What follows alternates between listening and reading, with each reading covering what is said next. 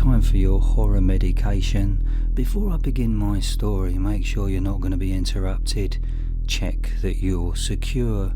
Make sure no one or anything can get you. Then get comfortable. Just close your eyes and let your imagination do the work. I've just moved along your ear canal, and right now I'm inside your skull. Perfect Linda.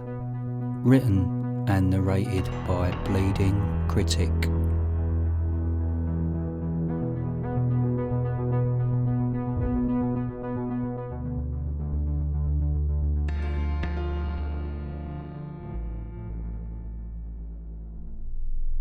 It took a few weeks to settle down and become comfortable in her new home.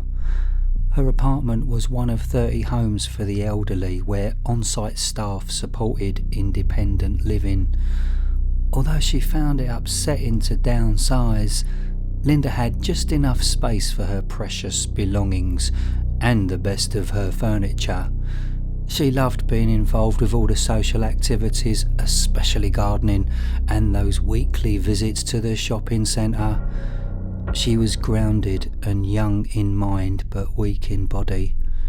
If you met her, she'd have a right laugh with you, and she would smile and tell you she's not a day over 49, but she was actually 92. She was fortunate to have wonderful neighbours and the secure grounds employed kind, caring staff. Her memories were still HD sharp. Photographs reminded her about friends that passed before. Today was the first time she would actually agree with her father, who told her when she was just 12 years young that life's journey's far too quick. At this point in my story, I must tell you, Linda never done bad.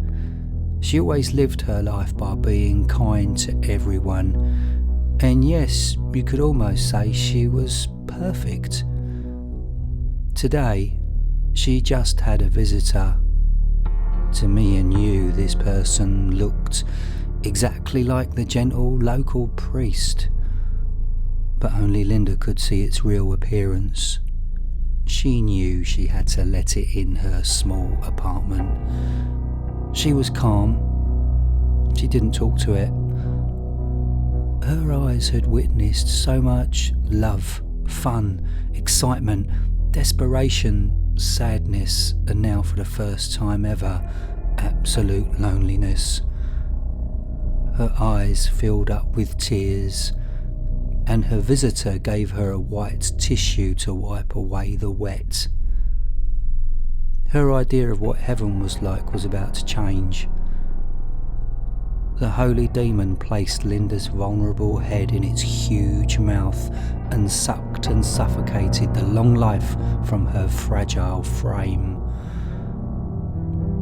After a silent moment, it carried her limp body to the bedroom, then respectfully removed her clothes from her body and left the shell of Linda under the duvet. Staff will enter her flat soon to see if she's okay. They'll be deeply saddened by her death, but they'll think at least she died peacefully in her bed. Perfect Linda. Written and narrated by Bleeding Critic.